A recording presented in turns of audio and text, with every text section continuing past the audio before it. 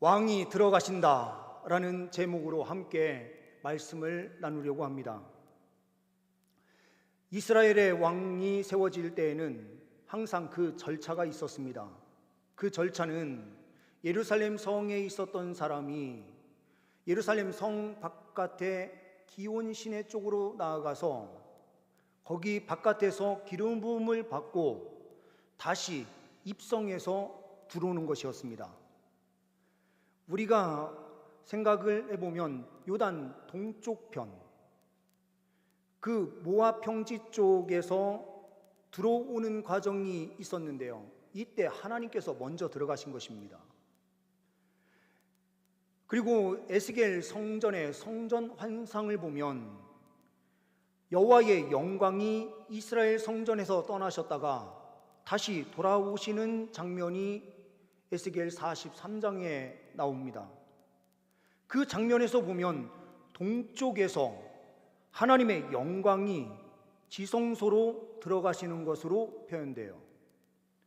동쪽에서 왕이신 주님께서 늘 들어오시듯 하나님의 대리자로 세워진 이스라엘 왕도 동쪽에서 기름 부음을 받고 들어오는 과정을 거치게 됩니다. 예수님께서 예루살렘으로 들어가시는 그 과정도 베다니 지역, 겟셋마네 그 지역이 있는 곳에서 예루살렘 성으로 들어가시게 되는데 동쪽에서 들어가시게 되는 장면입니다. 우리 예수님께서는 왕으로 오셨어요. 예수님께서는 이 땅에 오시면서 세 가지의 직분을 가지고 오셨습니다. 하나는 대제사장으로서 우리를 하나님과 우리 사이의 중보자로 대제사장으로서 오셨습니다. 또한 하나님의 말씀을 선포하는 모세보다도 더 뛰어나신 주님이 이 땅에 오셔서 하나님의 말씀을 선포해 주시는 선지자로서 오셨습니다.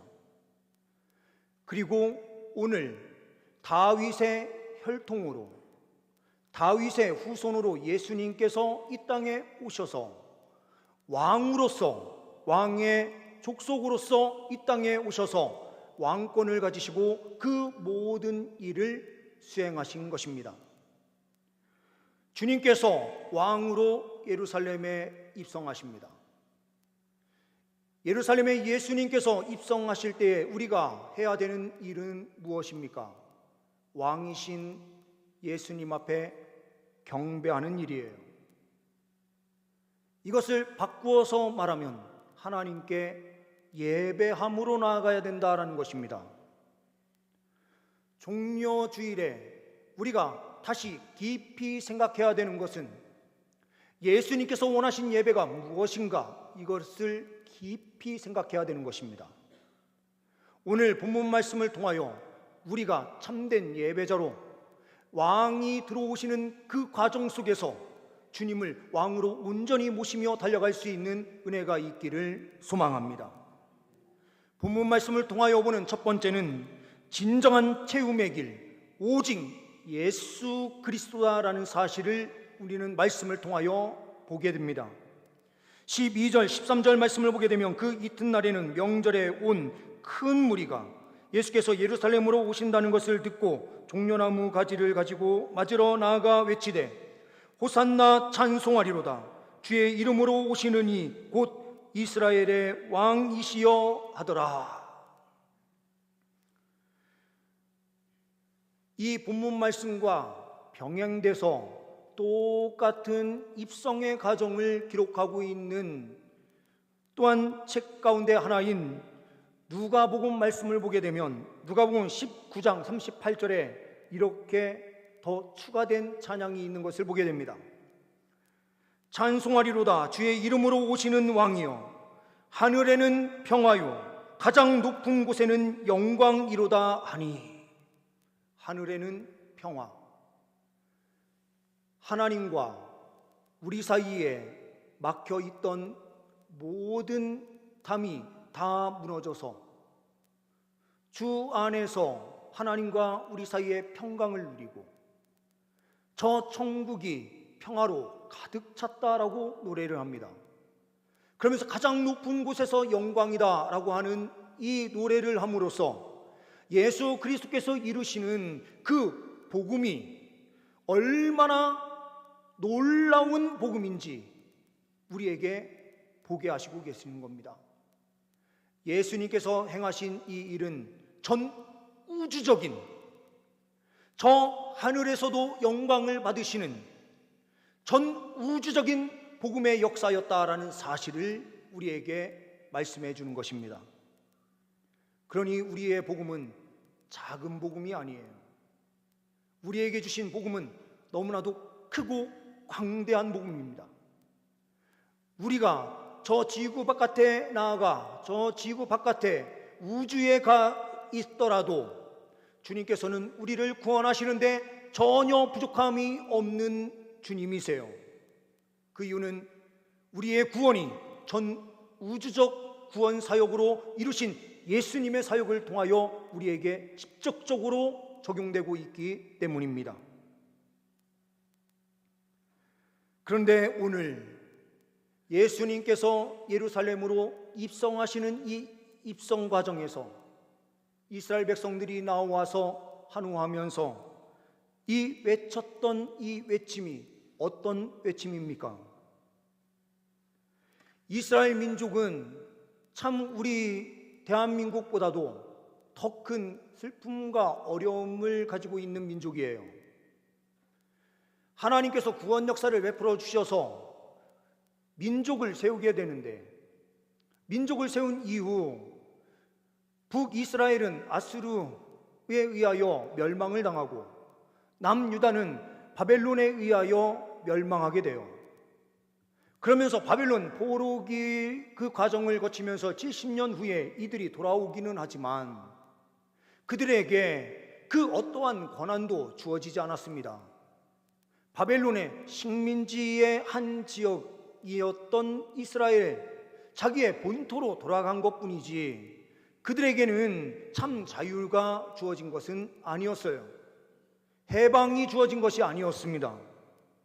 그런데 그 이후로도 바벨론이 멸망하고 그러면서 계속해서 넘어가는 그 권력의 이양 가운데에서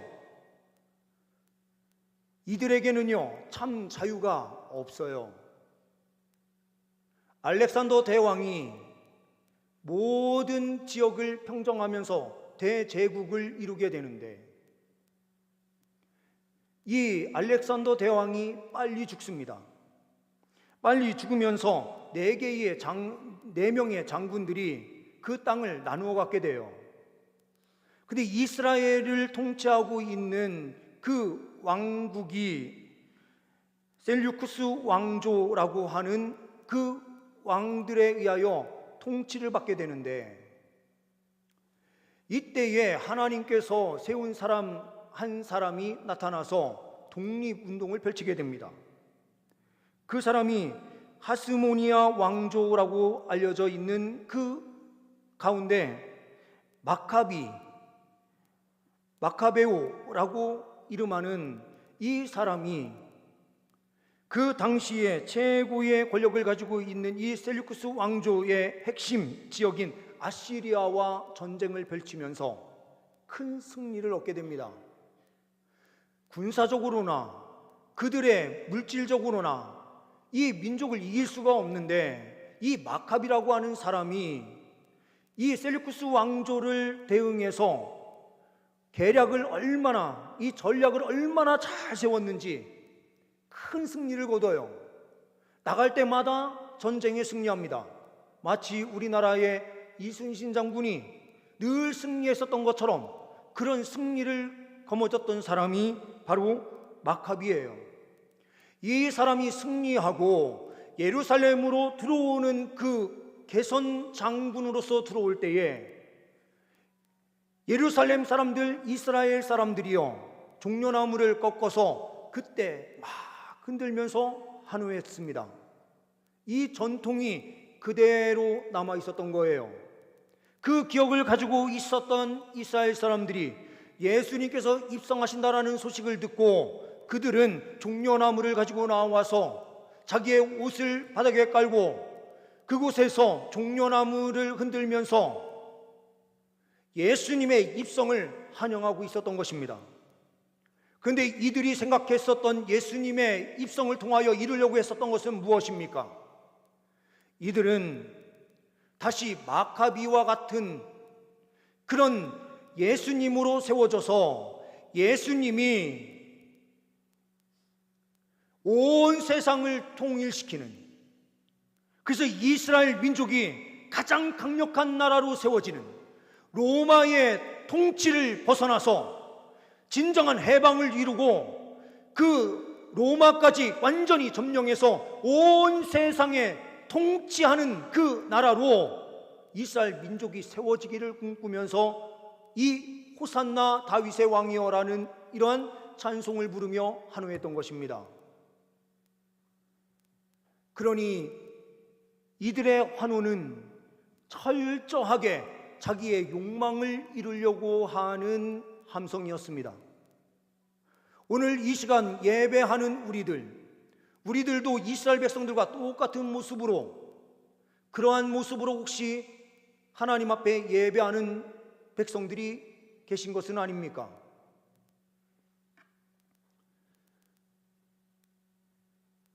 예수님께서 우리에게 육신적으로 이루어지는 나라를 허락해 주실 것을 생각하면서 이 자리에 나와서 예배하시는 것은 아닙니까? 우리가 지지하는 어떠한 한 사람이 대통령이 돼서 우리 민족을 살려줄 것이다라고 하는 이러한 생각으로 우리가 나아가고 있는 것은 아닙니까?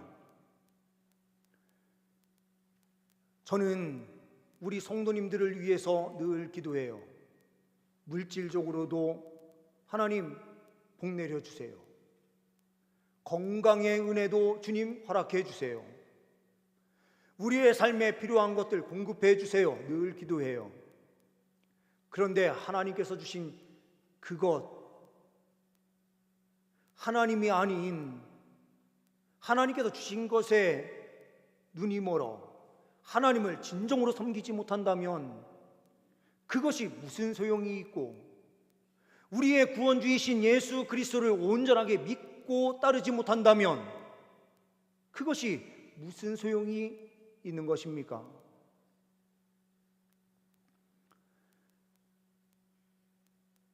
이 시간 주님 앞에 나와서 예배하시는 주의 백성들 가운데서도 이 시간 혹시라도요 주일 예배 드리지 않으면 하나님께 심판을 받을까봐, 어디 놀러 갔다가 혹시라도 다칠까봐, 오늘 예배를 안 드리면 또 일주일 안에 어떤 일이 벌어질까봐 두려워서 이 자리에 혹시 계신 거라면 회개하십시오.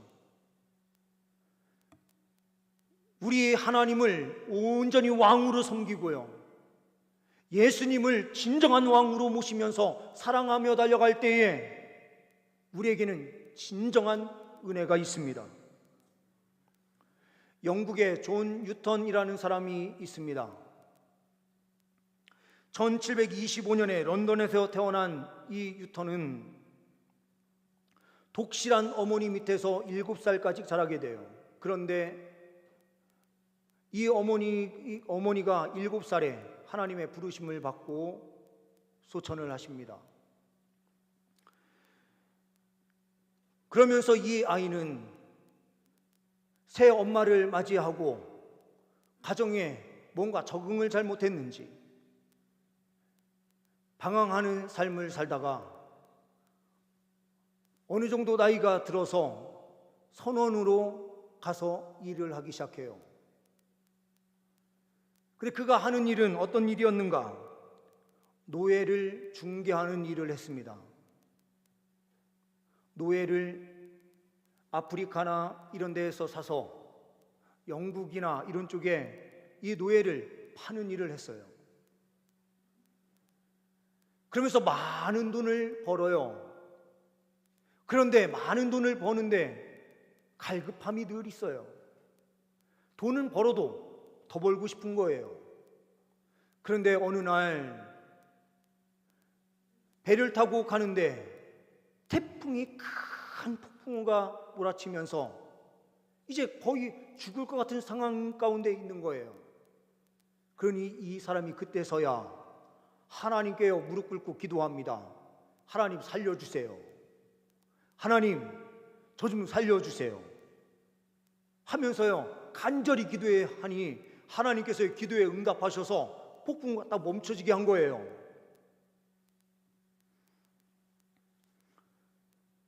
그러고 돌아가서 계속해서 이 일을 하는데요 하나님께서 마음에 찔림을 주시는 겁니다. 하나님의 형상을 입은 사람, 그 사람들을 판매하는 일을 하고 있는 이 유턴에게 하나님께서는 계속해서 마음에 찔림을 주신 거예요. 그러니 주님 앞에 엎드려서 다시 기도합니다. 하나님, 하나님의 뜻이 무엇입니까? 그럴 때 하나님께서 예수 그리스도에 대하여 바로 깨닫게 하시고 1764년에 성공의 목사, 사제로 이 사람이 세워지게 하나님께서 하셨어요. 그러면서 이 사람이 자기의 삶을 되돌아보면서 작사, 작곡을 하게 되는데 그 곡이 바로 어메이징 그레이스입니다. 나 같은 죄인 살리신.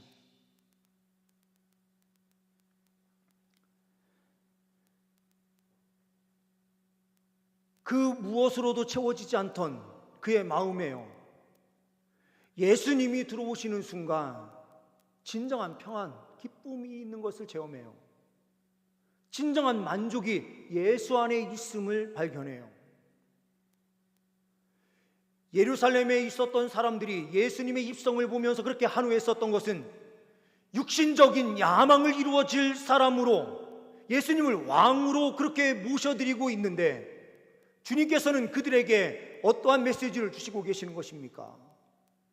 진정한 만족은 세상적인 만족이 아니라 예수 안에서 누리는 진정한 기쁨, 구원의 감격 속에 사는 것이다라고 우리에게 말씀해 주시는 것입니다. 오직 예수 안에서 진정한 승리의 삶을 사시는 주의 백성들 되시길 소망합니다. 두 번째로는 진정한 승리의 길, 예수님의 겸손입니다. 14절 15절 말씀을 보게 되면 예수는 한 어린 나귀를 보고 타시니 이는 기록된 바 시온에 따라 두려워하지 말라 보라 너의 왕이 나귀 새끼를 타고 오신다 함과 같더라. 이 말씀은 스가랴 9장 9절에 있는 말씀을 그대로 이루시는 것이었습니다.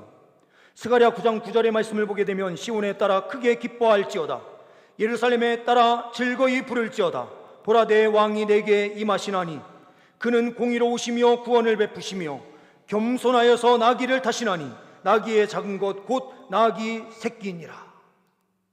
겸손하셔서 나귀를 타시는데 그 나귀 중에서도요 가장 어린 나귀 새끼를 타셨다. 그 이유가 무엇 때문이라고요? 겸손하셨기 때문이다 이렇게 표현되는 겁니다. 진정한 겸손은 무엇입니까? 진정한 겸손은요 하나님 말씀 앞에 순종하는 것이 가장 큰 겸손이에요.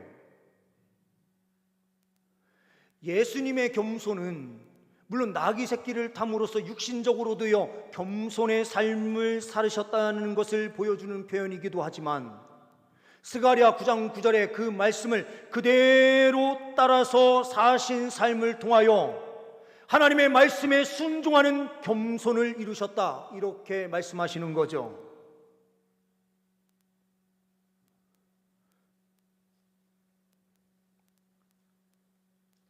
주님께서는요 우리에게 이렇게 말씀하시는 것입니다.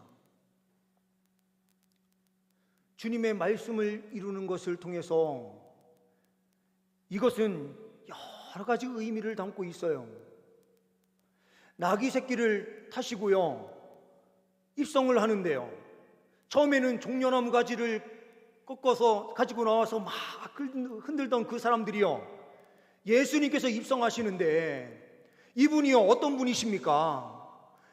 능력의 하나님이셨어요.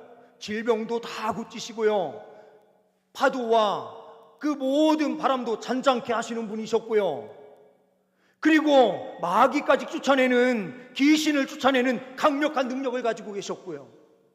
그러면서 말씀하시면은요, 그 말씀이 바리새인과 서기관들과 달리 능력 있는 말씀으로요, 그 심장을 때렸어요. 그러니 예수님께서 입성하신다라는 소식을 들으면서요, 그들은 감격했을 거예요. 그러면서 그들이 경험했던, 예수님을 따라갔을 때에요, 예수님께서 오병이어 5개의 떡과 2마리의 물고기로요 5,000명을 먹이고도 남는 그 역사를 베푸시는 주님이시니, 우리는 이제 예수만 있으면 먹고 사는데 전혀 문제가 없겠다, 이렇게 생각을 했는데요, 예수님께서 입성하시는데 말을 타고 오시는 것이 아니고요, 나귀 중에 새끼를 타고 들어오세요. 그랬더니 막 흔들고 있었던 그 사람들이요, 얼마나 실망했을까요? 그리고요, 로마의 그 통치 아래에 있었던 정치인들이요, 입성한다고 해서 사람들이 막 나와서 흔들고 있는데 밖을 내다보니까요, 나귀 새끼를 타고 오는 거예요. 그전에는요, 이 예수가 만약에 말을 타고 들어왔으면은 정치 반역자로 세워가지고요, 예수님을 십자가에 죽이는 합당한 이유로 삼았을 거예요. 그런데 예수님께서요, 어린 나귀를 타고 들어오시니 로마의 정치인들도 보면서요, 낄낄대고 웃었을 겁니다. 저게 뭐냐고. 이 겸손을 통해서요, 뭘 이루시려고 하신 것입니까? 사람들이 원하는 정치하는, 정치로서 민족을 살려내는 다윗과 같이 강한 나라를 만드는 것이 아니라 십자가 구속의 은혜를 통하여 우리를 구원하시기 위하여 오신 왕이다라는 사실을 명확하게 보게 하시는 겁니다. 하나님이신 그분이요, 십자가에서 죽는다는 것이 어떻게 가능해요? 하나님이요, 사람들의 손에서 십자가에서 죽으세요. 죽는 하나님이 어떻게 하나님이에요? 하나님께서요, 하나님이신 예수님께서 십자가에 죽으심으로 그 십자가에 죽는 최고의 겸손을 통해서요, 우리에게 무엇을 보게 하시는 것입니까? 진정한 겸손의 자리가 우리를 살게 하는 자리다, 가장 큰 승리가 있는 자리다, 이렇게 말씀하는 것입니다. 예수님께서 십자가에 못 박혀 죽으심으로 그 겸손을 통하여 우리는 새 생명의 은혜를 누리게 되었어요. 그러니 우리는 세상에 나가서도요, 진정으로 자랑해야 될 것은요, 우리의 예수님이에요. 예수님의 겸손을 따라서 우리가 살 때에 진정한 승리가 있는 줄 믿습니다. 세 번째로는 진정한 성장의 길, 삶으로 예배하는 헌신입니다. 16절 말씀을 보게 되면 제자들은 처음에 이 일을 깨닫지 못하였다가 예수께서 영광을 얻으신 후에야 이것이 예수께 대하여 기록된 것인가, 사람들이 예수께 이같이 한 것임이 생각났더라, 이렇게 되어 있어요. 제자들이요, 처음에 깨닫지 못했어요. 그런데 예수님께서 십자가에 죽으시고 부활하신 이후에 승천하신 후에야 비로소 이 사실이 깨달아져요. 그런데 이 사실이 그냥 깨달아진 겁니까? 아니에요. 예수님을 사랑하고요, 십자가를 깊이 묵상하면서 살다 보니 예수님의 복음을 전하기 위하여 헌신하는 삶을 살다 보니까요, 주님께서요, 깨닫게 하시는 거예요. 예수님께서 예루살렘에 입성하실 때에 어린 나귀를 타셨던 것은 스가랴에 있는 그 모든 말씀을 그대로 다 이루시는 것이었구나. 이 이루시기 위해서 사람들이 그렇게 나와서 종려가지를 흔들고 호산나 다윗의 왕이여라고 하면서 외쳤던 것이구나라는 사실을 알게 된 거예요. 점점 깨달아갈 수 있었던 것은요, 복음을 위해서 싸우는 삶을 살았기 때문입니다. 핍박이 와도요, 그들이 예수를 위하여 사는 삶을 살다가 하나님의 말씀을 깊이 묵상하는 삶의 예배의 자리의 삶 속에 살다가 하나님의 진리의 말씀을 더욱더 깊이 깨달아 알게 된 거예요. 우리가 하나님을요, 한 번에 깨달아 알 수 없어요. 참 신기하게도요, 짐승은요, 자기 새끼를 딱 출산하면은요, 그 새끼가 금방 일어나요. 제가 살던 이 시골에서 어느 날 큰 소가 갑자기 출산을 하는 걸 봤어요. 송아지를 출산하는데요, 탁 나오자마자 혀로 몇 번 한번 훑고요, 발로 툭툭 한번 치니까요, 금방 이 송아지가 일어나요. 그러면서 조금 희청희청하지만 잠시 후에 금방 걸어다니면서 뛰기 시작해요. 그 시간이요, 1분도 채 걸리지 않습니다. 짐승은요, 그냥 출산하면 바로 조금 있으면은 일어나서 뛰기 시작하는 거예요. 그런데 사람은 어때요?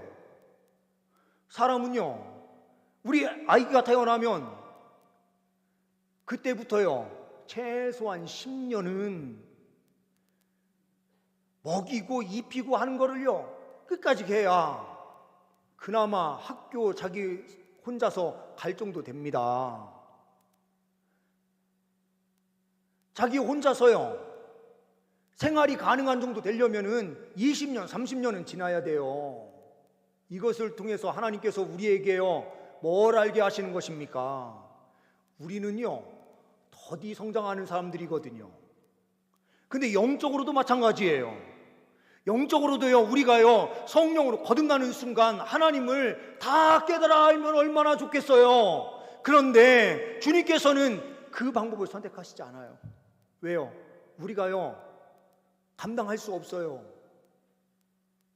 하나님은 너무 크신 하나님이라 그 크신 하나님이 우리 머릿속에 탁 다 들어오시면요, 우리는요, 아무것도 할 수 없습니다. 미치는 거예요.